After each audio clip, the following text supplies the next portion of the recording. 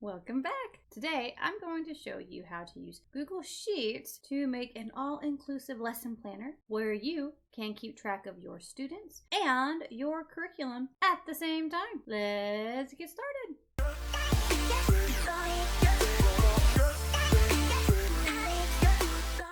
The very first thing that you're going to do is open up a new Google Sheet. Now, you can name this whatever you want to. I'm going to name mine Sample Planner so that I know that this is not my real planner. And then here at the bottom, we're going to make some new sheets. You can make as many sheets as you deem necessary. Let's do them one at a time here. We're going to change the name of the first sheet to Student Planner. For the second one, we're going to name it Planned Outline. Then we're going to make a third one. And this one is going to be the Actual Outline. Now, you can stop here or you can add as many pages as you want to. You can have a section for notes. You could have a section for like important links to websites that you use regularly in your classroom, whatever you want. For the purpose of this lesson, we're just going to do the student planner, the planned outline, and the actual outline. Now, for this particular video, we might only have time to do the student planner. We'll see how long it takes me to go through that. And then maybe in the next video, we'll talk about the curriculum outline. Now, one thing I do want to point out is that you can color code these, and I do highly recommend doing that. So just for the sake of this video, let's make this one red. And we'll make this one orange. And we'll make this one green. Now let's talk about the student planner. The first thing that we're going to do is make floating titles. A floating title is a title that is going to stay on the page no matter where you're scrolling on the screen. So I could go all the way down here to 300 and I'm still going to see the title that is put in the first couple of boxes. This is very, very handy, especially when you have a lot of students. It makes it much easier to remember what each column is for. So definitely make floating titles. And the way that we're going to do that, let's go back to the top here. Before we can make them into floating titles, we first need to name our titles. So in the first column here, we're going to do profile name. And in the second column, we're going to do actual name, or you can put student name. So why do we need to have two separate columns for names? Well, if you are new to online teaching, you may not be familiar with this, but a lot of the times the profile of the student and the name that the student wants you to call them in class are not going to be the same. This could be for a couple of different reasons. It could be because on their profile they use their name in their language, so Chinese characters, Korean characters, something like that. And then they have an English name during class. It could also be that this is a parent profile and the actual student is their child. So the parent's name is on the profile, but the student has a completely different name. So for example, let's say that Dad, Jeff, has a profile on Amazing Talker and his child is Elsa. Elsa is a very popular name amongst young girls. So I would put the student name as something different from the profile name. Now, in the event that they are the same, because it does sometimes happen, I do put the name in both boxes. I will put Steve. And the reason why I do that is because when I'm scanning for student names, usually I look at this column first. And it just makes it a little bit faster than it would be to leave that part blank. Now, in the third column, we're going to put lesson details. This can be as detailed or as vague as you want. You could include the number of classes that the student bought, how much they paid for each of those classes, and the duration of those classes. If you teach multiple subjects, you could have the subject that they chose. Are they taking English classes? Are they taking math classes? Whatever you want. For me personally, I use the lesson details to include the price that they paid and the duration of the class. Just as an example, maybe they paid $16 for a 50-minute class. Okay, so I'll put 16 for 50 minutes. And the reason why I do that is because a lot of my students take 25-minute classes, and I only have a few students that take the long hour-long classes. So if I'm not paying attention, if I don't recognize right off the bat that this is a student that takes 50-minute long classes, then when I'm making out my lesson plans for the week, I might not notice, and I might only plan a 25-minute long lesson. And then I have this awkward situation where I've got 25 minutes worth of material, but I have to make it stretch for an hour, right? So it's better to plan ahead and know with certainty, and this just makes it easier to do that. So, but you don't have to include the price. You can just put the class duration. You could also put the subject, math, $16 for 50 minutes. However you want to do it. This is just any details that you think are important about that lesson. In the next column, this one's pretty self-explanatory. We're going to put the student age. I don't really need to explain that, do I? Y'all got that? This next column is, in my opinion, the most important column in the entire planner, and it's lessons completed. Why is this so important? Because there is nothing more embarrassing than using the same lesson twice with the same student. I know this because it's happened to me twice. And I tell you right now, if you do this, if this happens to you, the student is not going to tell you. The student is not going to speak up and say, we've already done this lesson, teacher. They won't do it. I can almost guarantee it. There's like maybe 10% of students will actually say something. No, they're going to let you teach that whole lesson, and then it'll dawn on you later that, oh wait, we've already done this. And it's embarrassing. It makes you feel and look unprofessional, unorganized, and it's just a mess. The first time I did it, I didn't notice until the very end of class. And the second time, I happened to notice about halfway in the middle. So since then, I'm very adamant about updating my lessons completed column at the end of every single day to make sure that I don't forget to add a lesson to this column. So lessons completed, that one's important. This next column is maybe not necessary for everybody, but I like to keep track of my first lesson date with a new student, just because it is nice to celebrate milestones, anniversaries, and things with that student. It helps you to feel more relatable with your student, more personable. It makes your student feel like you really value them as a person, an individual, and you really do want what's best for them. They're not just a paycheck to you. They're someone that you care for and you want to see excel, right? So for me, this is important, but for you, maybe not.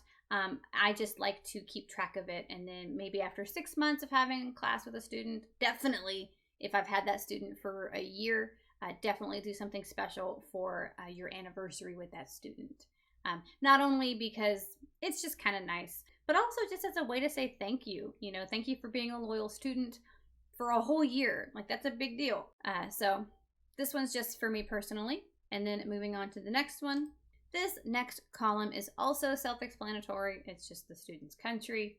This is mostly relevant because there are cultural differences depending on where they live, and it can also help you to keep track of your students and kind of remember, you know, if you've got multiple Elsas, one of them's from France, one of them's from China, kind of helps you remember which one is which.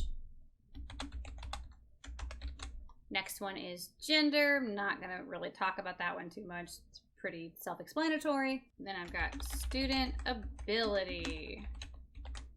This helps me place them in the correct course. Are they a beginner student, an intermediate student? Are they a toddler and they need a lot of games and songs to keep them interested? Where are they at in their skill level? This next one is also just for me. It's a policy that I have in my classroom. But it's whether or not they've used their 50% absence. What exactly does that mean? Well, it's a policy I have in my classrooms, and I highly recommend for others to do the same thing. Obviously, you don't have to. It's just my recommendation. But if a student does not come to class, they forgot, they just didn't want to come, and they didn't feel like telling you about it, whatever their reason is, if they don't come to class, the very first time, I will give them a 50% refund. But I will also note to them that for future absences, the lesson will be marked as complete and they will not get a refund. I do this for a number of reasons. Number one, to prevent parents from taking advantage of you. My time is valuable too. They should have enough respect for me to at least communicate that they're going to be absent. Two, it is not fair to other students that could have taken that spot instead, right? So they're blocking up a spot on your schedule and then not coming to class. That spot could have been used for another student that's on the waiting list. Now, I also usually am pretty generous with this, as long as the parent messages me and tells me that they're not coming to class, regardless for what their reason is. Just the fact that they respected me enough to let me know, most of the time I will go ahead and give them a 100% refund. And I'll reset the class for them. Now, if they do it too frequently, if it's like happening on a weekly basis and they never come to class, at that point, you probably should put your foot down and start marking the lessons as complete. But a seldom occasion of, oh no, I forgot, we are at the grocery store, we won't make it home in time, I will go ahead and refund the class. That's just me personally. As long as they tell me.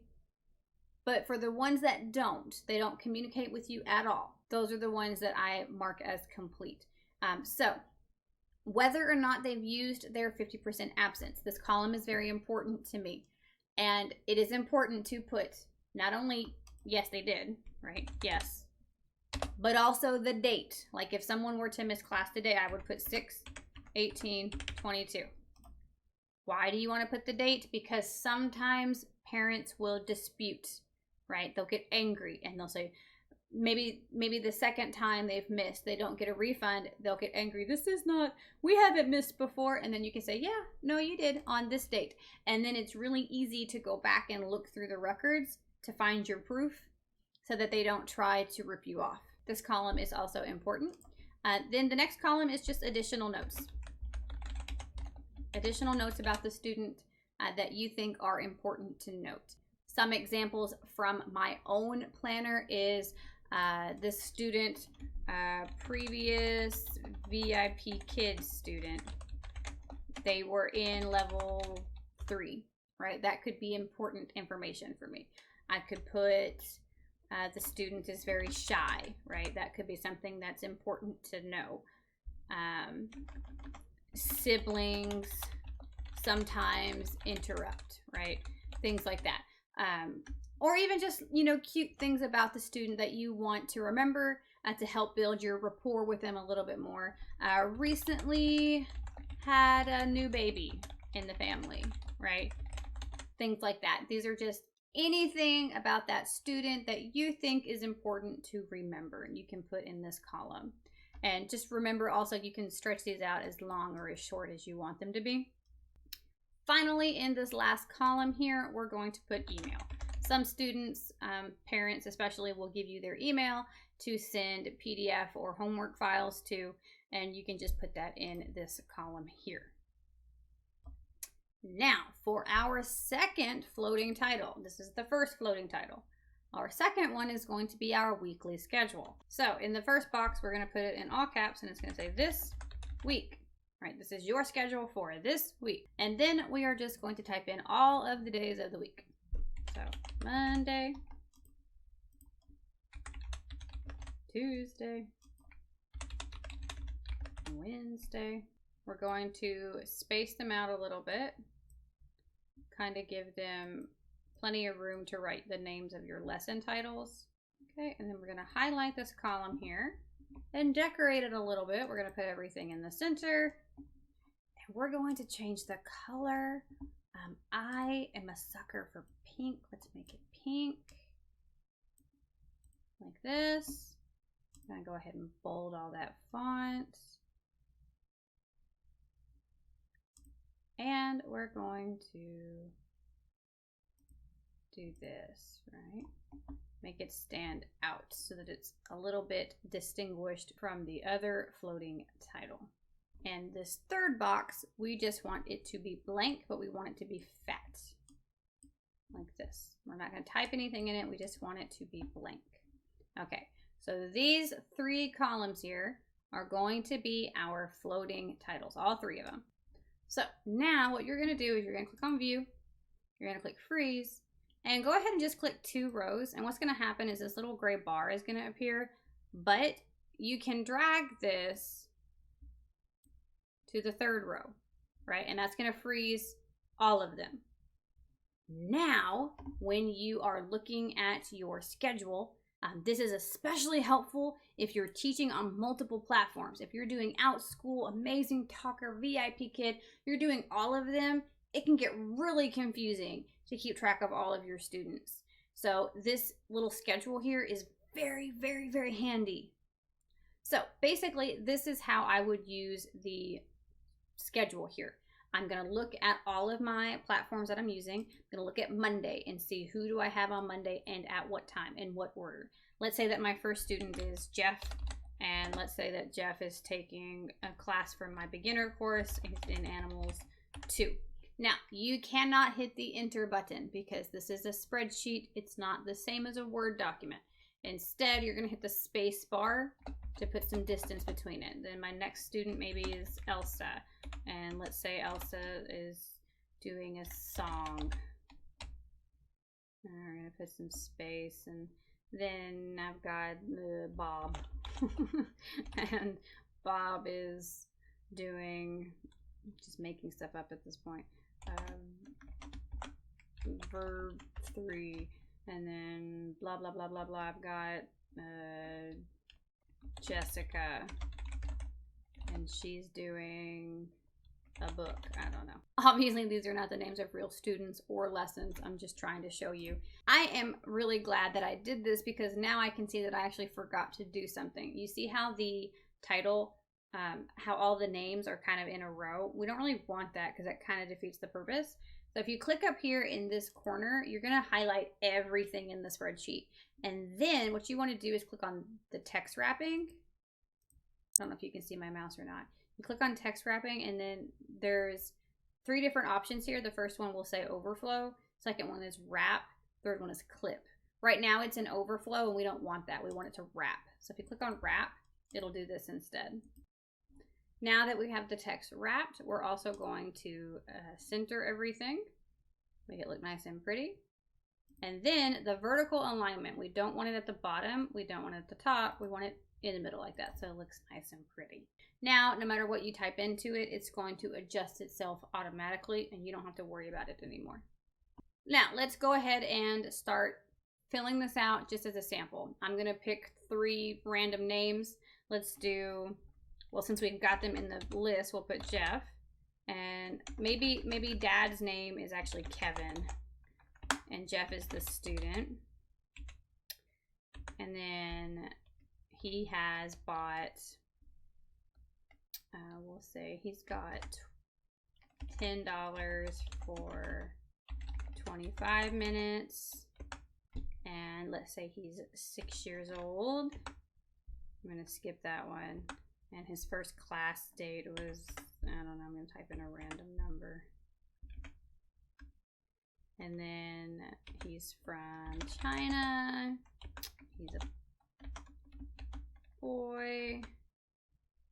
He's a beginner. Okay, now that I have a couple of students here, I want to separate between them and make it really easy to kind of scroll through because it can get really confusing once you start having a bunch of students. So every time I get a new student, they purchase a package of classes. I will add their name to my student list with all of their information, and then they get a color. And I do a rainbow color, so I'll go red first. You don't want it to be too dark because it will be hard to read the names. So I do the top row in the color column because it's a very like pastel kind of color. And I will go through the list like that, right? And this just makes it really, really easy to keep track of the students and kind of separates them. Just to show you how chaotic it can start to get once you have a bunch of students, let me show you my planner. So here's my planner. You can see that these dates are blank because they've already been completed for this week.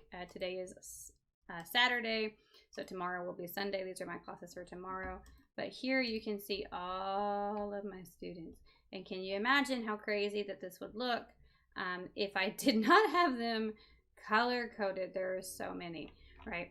So definitely recommend doing that. You don't have to do a whole rainbow. You could just do 2 colors and alternate them back and forth.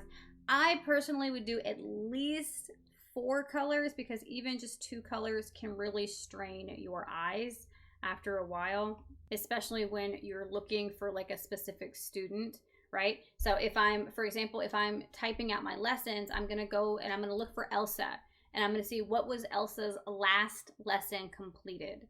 Because I have a curriculum set up, so I have my students take classes in a specific order. So I need to know what her last class was so that I know what her next class is going to be. So as I'm scrolling through looking for her name, it's a lot easier to do that if they are separated by colors. So this is how you can make a student planner in your Google Drive with Google Sheets.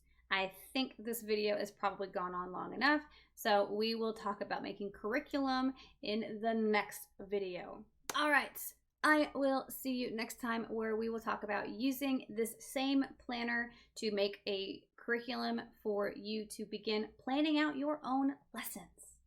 I will see you next time. Bye.